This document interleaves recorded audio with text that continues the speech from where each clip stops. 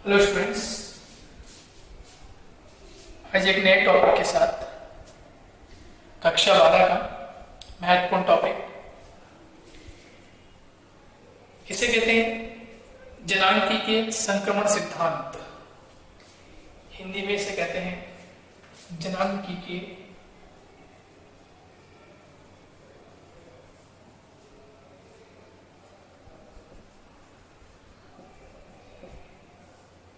संक्रमण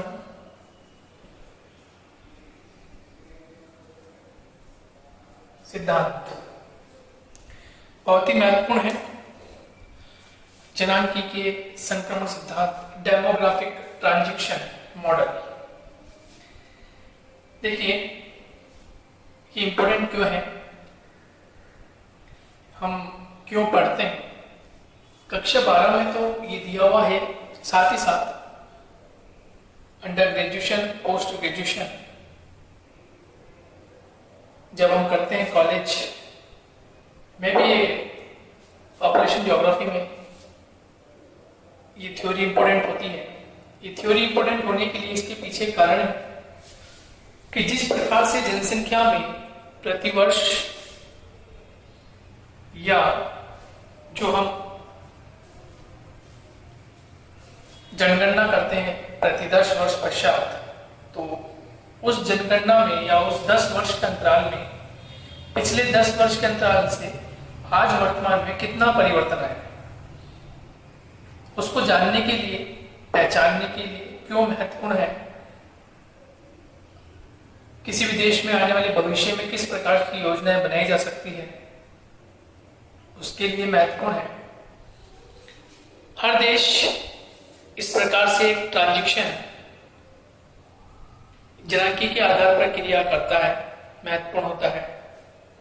इससे पूर्व अनुमान लगाया जा सकता है कि आगामी 10 वर्ष पश्चात या 20 वर्ष पश्चात, 30 वर्ष पश्चात जनसंख्या संरचना कैसी होगी, किस तरह का संक्रमण होगा अगले जनांकीय में। महत्वपूर्ण टॉपिक है ये। जो एक प्रकार से ट्रेंड चलता है कि हम ये देखते हैं, एक सिंपल सी बात, कि जनसंख्या का उच्च जन्म दर की ओर बढ़ना, जनसंख्या का एक उच्च मृत्यु दर की तरह बढ़ना, और धीरे धीरे एक समय ऐसा आता है जब निम्न मृत्यु दर होती जाती है और निम्न जन्म दर होती जाती है। तो इस सिद्धांत में भी यही बताया गया है कि किस प्रकार से एक समय ऐसा आता है जब उच्च जन्म दर बनी हुई होती है और उच्च मृत्यु दर बनी हुई होती है, और एक समय ऐसा आता है अंत में आते आते कि जो उच्च जन्म दर होती है वो निम्न में परिवर्तित हो जाती है, और जो उच्च मृत्यु दर होती है वह भी निम्न में परिवर्तन कर लेती है। देखिए इसकी शुरुआत कहां से होती है, क्यों होती है, कारण क्या होता है, ये मैंने भी आपको बताया। लेकिन एक बेसिक सा इसका कॉन्सेप्ट है, यदि हम उसको पहले जान लें तो आगे इस ग्राफ को समझने में भी सुविधा होगी। जैसे फॉर एग्जांपल हम बात करें, हम ये बात करते हैं कि किसी भी अशिक्षित वर्ग जो होता है, अशिक्षित वर्ग, वो कहीं ना कहीं एक समय पश्चात शिक्षित वर्ग में परिवर्तित हो जाता है।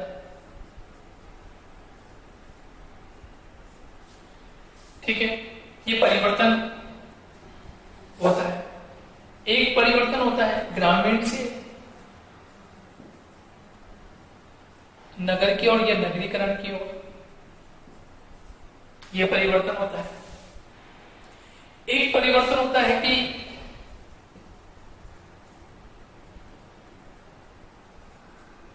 खेतीहर भूमि से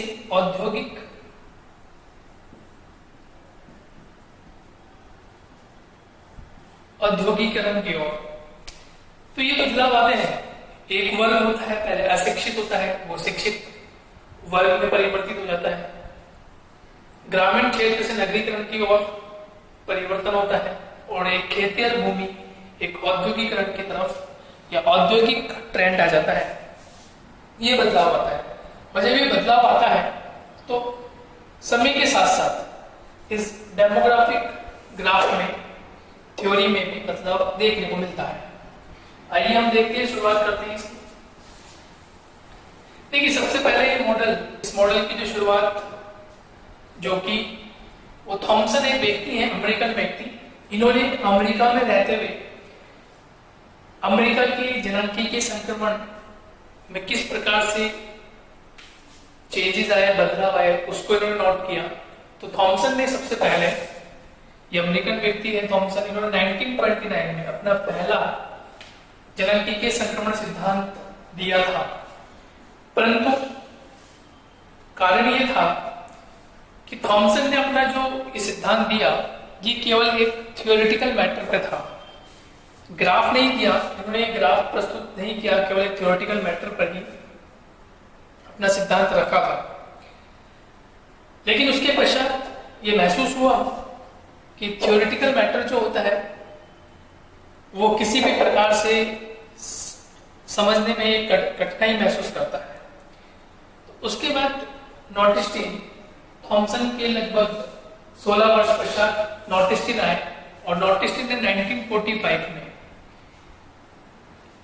जो थॉमसन के द्वारा मॉडल दिया गया था उसमें कुछ चेंजेस किया और उसको ग्राफिकली इस तरह से प्रेजेंट किया। और इन्होंने अपने सिद्धांत में 3 स्तर बताए। कितने स्तर बताए? 3 स्तर। देखिए हम बात कर रहे हैं 1945 की। ये उस समय की बात हो रही जब द्वितीय विश्व समाप्त हो चुका था। उस समय क्या कंडीशन थी? तो उस समय जो जनसंख्या का संक्रमण चला वो 3 स्तरों में चला। जैसे इस ग्राफ में भी आप देख रहे हैं 5 स्तर इसमें देख रहे हैं, लेकिन उस समय नॉर्टिस्टीन ने इसे 3 स्तर में रखा। स्तर 1, स्तर 2, स्तर 3, समय की मांग के अनुसार। जैसा उस टाइम जो था उसके अकॉर्डिंग उन्होंने इस चीज को रखा। लेकिन आगे चलकर कई विद्वान साथियों ने अलग अलग इस ट्रांजिशन मॉडल को अपने अपने अनुसार उन्होंने परिवर्तित करते चले गए। एक जीटी टिरोवाला मोदी ने इसे 3 भागों में विभाजित कर दिया। जैसे पाठ्य पुस्तक में दे रखा एक नाम आप देखें तो बहुत इंपॉर्टेंट नाम भी है, वहां से आपसे क्वेश्चन भी पूछ सकता है। एक नाम है सीपी ब्लेकर, एक नाम है साइमन, और एक नाम है बर्ग डॉर्फर। एक नाम पूरा बर्ग डॉर्फर। सीपी ब्लेकर, साइमन, बर्ग डॉर्फर, इन्होंने 5 स्तरों पर अपना नॉर्टिस्टीन वाला जो कर्व था उसे परिवर्तित किया, एक नए प्रारूप में प्रस्तुत किया। देखिए इसकी इंपॉर्टेंट बात, एक एक स्तर की इंपॉर्टेंट बात क्या है देखते हैं, ये आपको बात समझ में आ गई। 1929 में अमेरिकन व्यक्ति थॉमसन ने ये कर्व दिया। उस समय केवल एक थ्योरेटिकल मैटर पर था। नॉर्टिस्टीन ने 1945 में इसे इस कर्व के रूप में प्रतिष्ठित किया, और सीपी ब्लेकर ने, साइमन ने, बर्ग डॉर्फर ने, इन लोगों ने इसे 5 स्तरों में बांटकर प्रस्तुत किया। नंबर 1 बहुत इंपॉर्टेंट है। नंबर 1 इसे कहते हैं, ऐसी स्थिति आती है जब उच्च जन्म दर और उच्च मृत्यु दर दोनों ही हाई रहती है। नंबर 1 एक ऐसी स्थिति आती है जब उच्च जन्म दर वे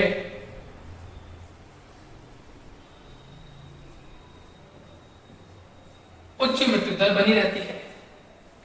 यानी इस ग्राफ में हम देखें तो इस ग्राफ में हम देखेंगे कि ट्रांजेक्शन नंबर 1 का जो पीरियड है ये समय बताता है कि स्तर जो है वो पहले फर्स्ट, फिर सेकंड, फिर थर्ड, फिर फोर्थ और देन फिफ्थ, ये स्तर इसमें है। और ये दिखाता है जन्म दर में, मृत्यु दर में प्रति 1000 और प्रति वर्ष के हिसाब से कितना परिवर्तन देखने को मिलता है। पहले स्तर पर हम देखते हैं कि एकदम से जो ग्राफ है वो सबसे हाई पीक पॉइंट पे रहता है। जो ब्लैक लाइन बनी हुई है ये जन्म दर को प्रदर्शित करती है, और ये जो ब्लू लाइन ये बनी हुई है ये मृत्यु दर को प्रदर्शित करती है। ये बर्थ रेट को प्रेजेंट करती है, ये ब्लू लाइन डेथ रेट को प्रेजेंट करती है। स्तर 1 में हमने कहा कि उच्च जन्म दर व उच्च मृत्यु दर, यानी दोनों ही डेथ रेट और बर्थ रेट दोनों ही हाई है। लेकिन यहां पर जो मृत्यु दर है थोड़ी फ्लक्चुएट हो रही है। मुख्य कारण देखिए क्या था कि ये जब की बात हो रही है जब विश्व समाज में मानव का वर्चस्व बढ़ता चला गया, शुरू हो गया, जनसंख्या धीरे धीरे बढ़ती चली गई। उस समय खाने उदर पूर्ति के लिए, भोजन ग्रहण करने के लिए जंगल में जो विभिन्न प्रकार के औषधियां वगैरह, विभिन्न प्रकार के फल फ्रूट वगैरह, सब्जियां वगैरह जो मुख्य रूप से हुआ करती थी, केवल मनुष्य वही ग्रहण करता था और अपना जीवन एक सादे जीवन के रूप में व्यतीत करता था। उसे ज्ञान भी कम था। ज्ञान कम होने के कारण उसे विभिन्न प्रकार की बीमारियां, महामारियां, विभिन्न प्रकार की एक्टिविटी वो करता था तो उससे ग्रसित हो जाता था, युद्ध लड़ता था। दोनों ही चीजें लगभग साथ में चलती रही कि यहाँ पर जन्म दर भी उच्च बनी रही और मृत्यु दर भी उच्च बनी रही। दोनों ही क्रियाकलाप साथ में होते रहे, कभी कभी युद्ध भी होते रहे, और अंत में देखा गया कि इस ग्राफ ने डेथ रेट और बर्थ रेट दोनों को हाई रखा। दूसरी कंडीशन में हमने देखा कि उच्च जन्म दर बनी रही, उच्च जन्म दर, परंतु मृत्यु दर जो थी वो थोड़ी गिरती भी थी।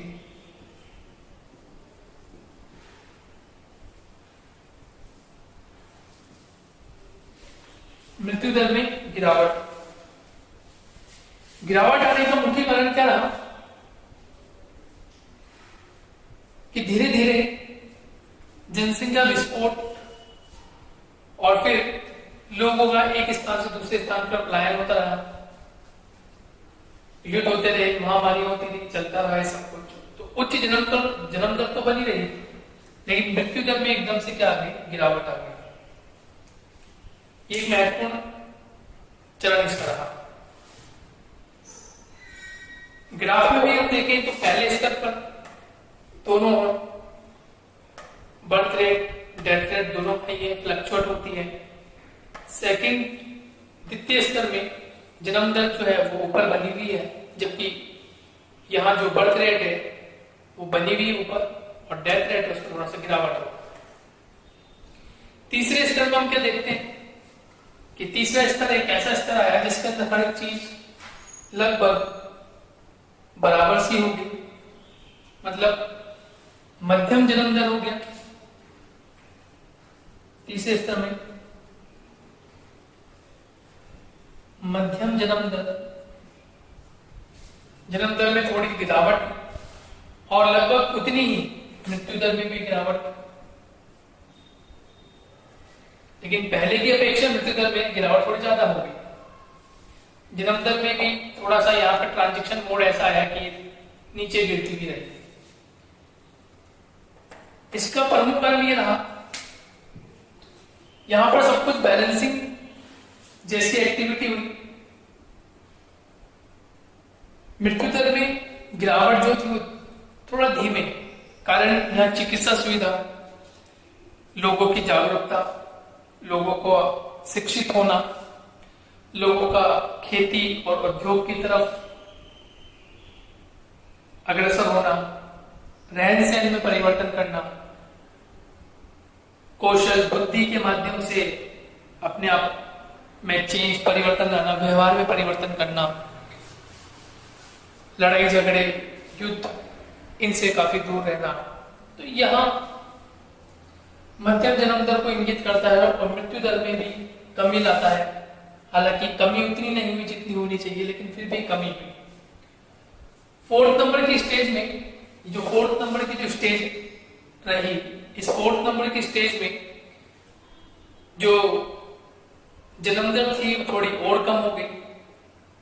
यानी कि हम इसमें एक पीरियड ऐसा भी आता है कि इसे हम उच्च जन्म दर भी कह सकते हैं, मध्यम की बजाय हम इसे उच्च कह सकते हैं, क्योंकि बनी भी है।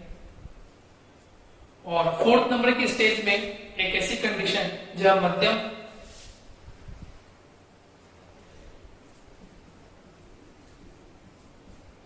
जन्म दर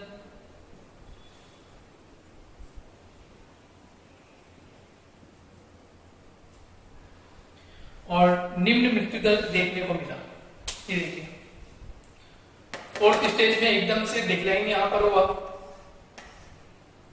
जन्म दर में एकदम से गिरावट आ गई और इस गिरावट के कारण डिसबैलेंस हो गया बहुत कुछ। मृत्यु दर में भी गिरावट और इस गिरावट के कारण ग्राफ एकदम से नीचे आ गया, दोनों ही ग्राफ, जन्म दर का भी और मृत्यु दर का भी। फोर्थ स्टेज में हर चीज डेवलप होती चली गई, लोगों की सोच समझ, प्रकृति के साथ तालमेल। लेकिन अभी भी देखा जाए तो जो फोर्थ नंबर का जो स्तर है उसमें जन्म दर अभी भी ऊंची है मृत्यु दर के कारण। पांचवें स्तर तक आते आते एक कॉन्सेप्ट निकल कर आ गया कि मध्यम की बजाय यहां पर निम्न जन्म दर हो गई। मध्यम की बजाय निम्न जन्म दर हो गई और लगभग इतनी ही निम्न मृत्यु दर भी हो गई।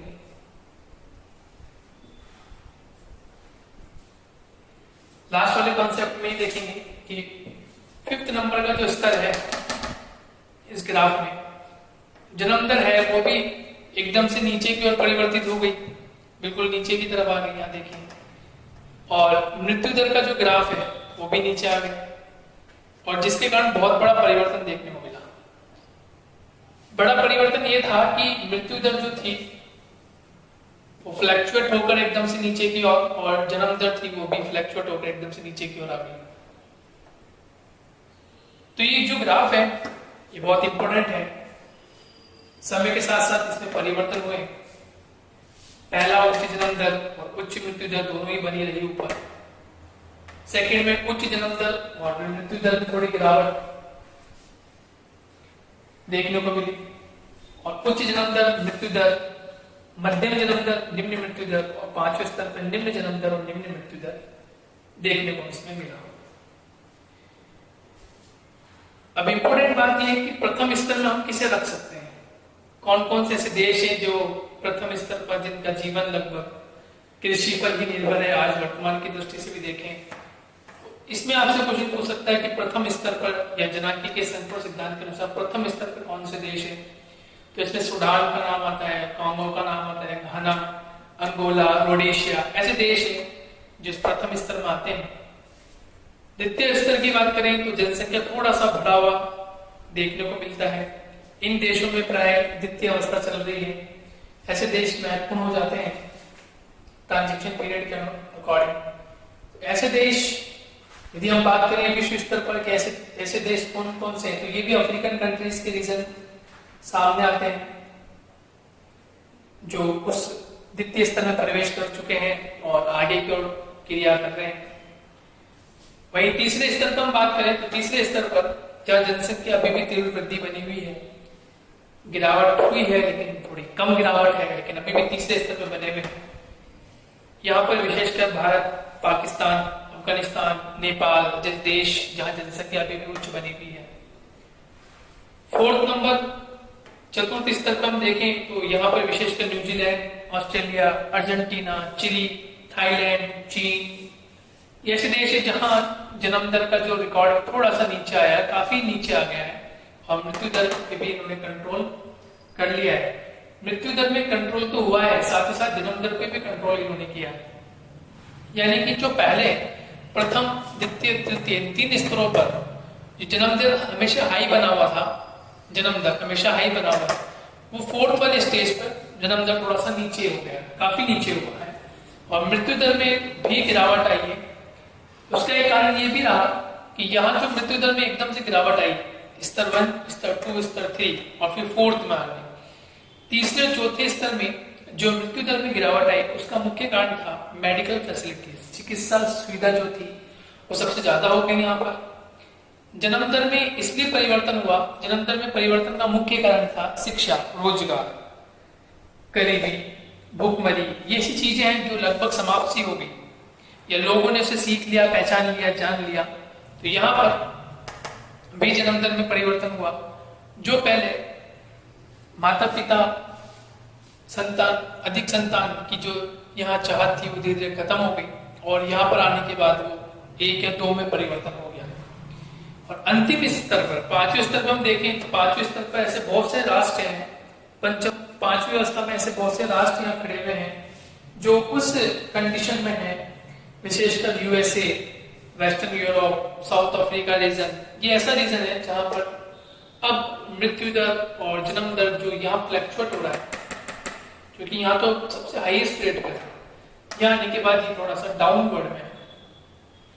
फ्लक्चुएट यहाँ पर भी हो रहा है, फ्लक्चुएट यहाँ पे भी हो रहा है, लेकिन ये हमेशा उच्च बना हुआ था, लेकिन ये निम्न हो गया। इसके हमने यहाँ लिखा है निम्न जन्म दर और निम्न मृत्यु दर, यहाँ लिखा है मध्यम जन्म दर, निम्न मृत्यु दर। तो यहाँ मध्यम जन्म दर है और निम्न मृत्यु दर है, और यहाँ पर आकर वो चीजें फ्लक्चुएट होगी 5वीं कंडीशन में, जहां हम ये देख पा रहे हैं कि निम्न जन्म दर, लो बर्थ रेट और लो डेथ रेट, यहाँ हाई बर्थ रेट और हाई डेथ रेट। यहां पर भी उसी कंडीशन को हमने देखा कि यहाँ पर उच्च जन्म दर बनी हुई, यानी हाई बर्थ रेट बनी हुई है, लेकिन डिक्लाइन क्या हो रहा है, डिक्लाइन नहीं और डेथ रेट हो रहा है, ठीक है, गिरावट आ रही है डेथ रेट। उच्च जन्म दर, मृत्यु दर, यानी जो बर्थ रेट है वो भी हाई बनी हुई 3rd कंडीशन में, मृत्यु दर में थोड़ी गिरावट आई है। ये जो ट्रांजिशन मॉडल है बहुत इंपॉर्टेंट है, थॉमसन ने सबसे पहले थ्योरेटिकल बेस पर दिए और उसके पश्चात 1945 में ये मॉडल जो दिया है, मॉडल बाद में नॉर्टिस्टिन ने दिया था और उसके बाद अनेक लोगों ने इस पर कार्य किया और अनेक लोगों ने इस पर जब कार्य किया तो कार्य करने के बाद ये देखा गया कि ये क्यों महत्वपूर्ण है और किसी भी देश की जनसंख्या का पूर्वानुमान लगाने के लिए महत्वपूर्ण होता है कि वो किस प्रकार से परिवर्तन करती है। तो थॉमसन वाला जो आपसे क्वेश्चन 12th के अकॉर्डिंग क्वेश्चन नहीं आता कि थॉमसन ने कब किस समय मॉडल दिया या नॉर्टिस्टिन ने किस समय क्या मॉडल दिया। क्वेश्चन ये पूछता है कि प्रथम स्तर पर, द्वितीय स्तर पर, तृतीय स्तर पर, चतुर्थ या पंचम, ये 5 जो स्तर है इनमें किस प्रकार से परिवर्तन होता है और कौन कौन से देश इसमें शामिल होते हैं, ये आपसे पूछ लेगा कि जनांकी के संपूर्ण सिद्धांत को बताइए, तो आपको 5 स्तर आपको बताने होंगे। तो आई होप ये आपको समझ में आया होगा, इंपॉर्टेंट क्वेश्चन है यहाँ से। यदि आपको एक वीडियो समझ में आया है, यदि कोई डाउट हो तो कमेंट बॉक्स में आप कमेंट कीजिए। चैनल को अभी तक आपने सब्सक्राइब नहीं किया तो उसे सब्सक्राइब कीजिए, बेल आइकन को पुश कीजिए ताकि आने वाले जो भी वीडियोस है उसका नोटिफिकेशन आपको मिलता रहे। पसंद आया तो लाइक और शेयर जरूर कीजिए। Thank you.